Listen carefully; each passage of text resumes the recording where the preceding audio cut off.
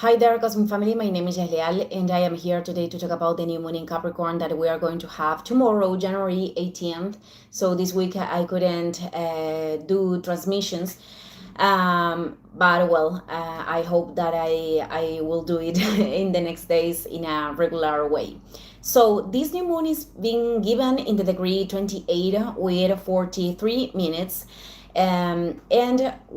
Every new moon initiates a cycle of 6 months. The curiosity in here is that the last 4 new moons that obviously happened in different signs, they were given in the same mathematical degree 28. So these cycles are beginning accompanied from this transformation, this integration, this mastery. And they are related with areas in which we have been transiting learnings, and we are called right now to make decisions regarding what we have seen or we brought to consciousness. So when we talk about Capricorn, we are referring to the construction of realities, how we are experimenting the process of materializing them, because the process is everything, the process is life.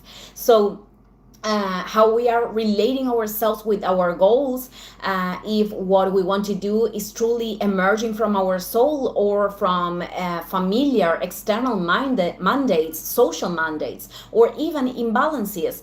As you know, chasing material objectives to feel this emotional plenitude and material goals.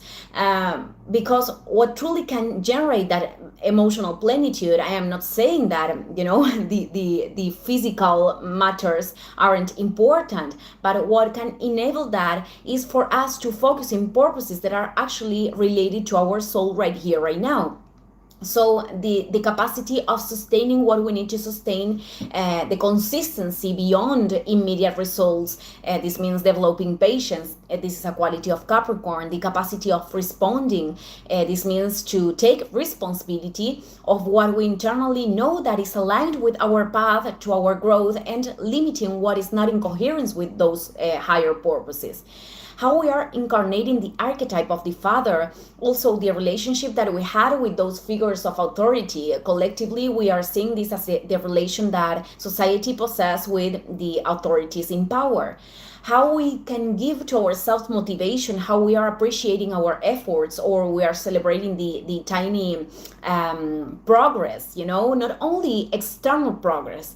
For example, if frequently emerges this internal dialogue of harshness and exigency, being able to let go of and redirect, that is progress too. So the shadows of Capricorn have to do with rigidity, this excessively practical and realistic focus that actually is materialistic. I don't know if that expression exists in English. I think it is, or perhaps I'm inventing that. But what I'm trying to say is that the focus is centered in the experience as it is perceived, the material world, and it is rejecting the emotional world, the internal one, which is Cancer, the opposite axis, and the spiritual plane, and the spiritual plane, could be rejected because of ignorance of those levels and how energy conforms reality as we know it, or even there could be a rejection of the emotional world and everything that is there as a form of protection and survival, but this ends up representing immaturity instead of responsibility, which is one of the qualities of Capricorn. Other aspects of shadow could be like never feel enough, never, or that all the things that we do aren't felt enough to being approved by that father. The father, with quotation marks, again, is an archetype, could be projected in whatever thing on the outside, could be a boss, a partner, other relationships. So this seeking of external approval many times could lead us to do too much, to give too much, to live in this fighting and this, unmeasured effort. So it is this same lack of internal approval, what many times could lead us to focus excessively in this material status or in achievements, but only for this social recognition. I mean, this could be like, I am only going to be valuable if I have this or that. Until I don't have that result, I cannot feel enough. which prevents us from making this, from giving value to the qualities that we already have, what we have integrated already, or the challenges that we could transcend. So these kind of perceptions could even emphasize the sensation of distance from those results, and for us to deviate our energy because we are not believing capable of doing those things, or even the achievements not bringing plenitude, especially when we are doing that from wanting to cover up a void in a superficial way, and not because we feel those goals with a higher purpose. So we can recognize our capacities and our progress without annulling or denying that there are other aspects that we can continue developing and improving. But it is important to work in that sensation of not feeling enough, because paradoxically also could produce this denial of patterns and behaviors in which we are not acting in a coherent or responsible way with other people or with ourselves. Even this could mean, taking burdens that we don't need to take, or not giving a space to other people to be responsible for their own reality. This lunation invites us to observe those familiar mandates, perceptions over ourselves, our lives, our goals, our role in society, because perhaps many of those perceptions were acquired and right now aren't serving to align ourselves with the life that we want to create. Because all the planets in Capricorn are making these sextiles, which are harmonic aspects with Saturn and Neptune in Pisces. So this is not about what we think other people expect from us. This is about what our soul came here to do, what our soul came here to develop. And these sextiles make, these contacts with Saturn and Neptune, they turn them into chances to believe in ourselves, to make reality, to bring to reality potentials of our soul, but also to descend to earth when we are, in those processes of illusions or fantasies that are actually disconnected from reality, and they are operating as an evasion of something that we need to face. So this is the opportunity to make adjustments right there.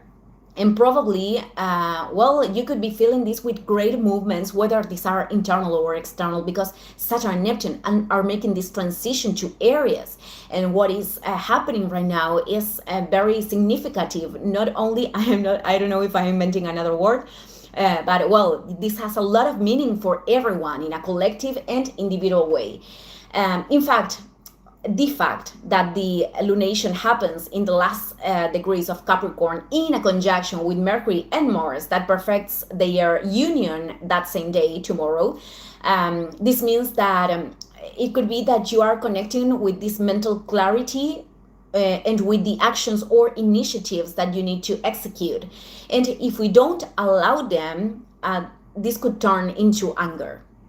Because that is other expression of Mars.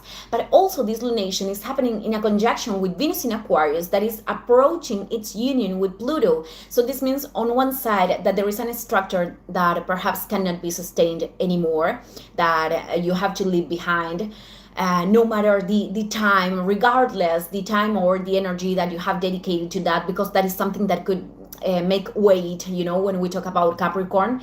But if it's not producing growth, and on the contrary is making us live in over effort or without a sense in an automatic pilot, this is creating an obstacle for our evolution. So it is a moment to make a decision and give this jump into the void, which is Venus in Aquarius, and open ourselves to the unknown, to move out from that space from which we cannot integrate or learn anything else. For some people, this could mean even letting go of something to start from the scratch. But for others, could be implementing or innovating in certain aspects. So a construction that they feel with much purpose could move forward to the next level. The presence of Venus and Pluto in Aquarius are calling us to evaluate what we truly desire in a genuine way, and to go through our fears, transcending the attachments that prevent us from expressing authentically, because Venus rules our relationships and what is valuable for us. And because they both are in Aquarius, this can mean disruptive changes or situations that bring certain chaos, because they are impulsing us to break with an old paradigm of our own reality. reality.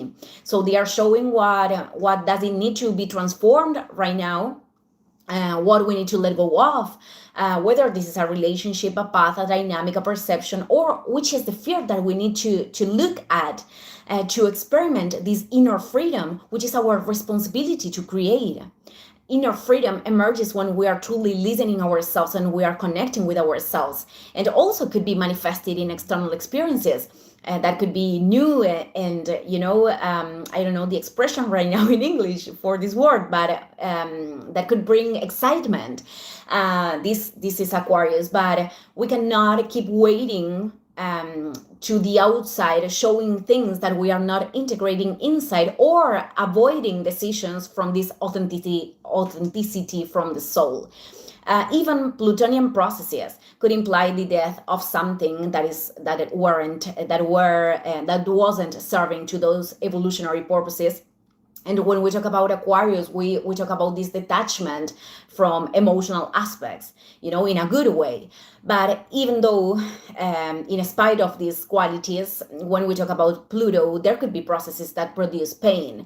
And this would be facing a pain that frees us, so we can be reborn in another form. Or it could be a process of recognizing the power that we have over ourselves, our thoughts, our emotional regulation, and to face the things that they are not in our control, or the things that we shouldn't control, because that is draining us. And to let go of everything that is outside our capacity of response. The last thing that I wanted to comment today is that all the planets in Capricorn are creating trines, fluid aspects, the most fluid ones that we have in astrology, with Uranus retrograde in Taurus. And this is not something that is going to be repeated in 84 years. Therefore, here unfolds this great possibility to detach from these limited structures, infertile spaces, or stagnation, the places where we are not feeling valued, or the resistance to new ideas or new projects.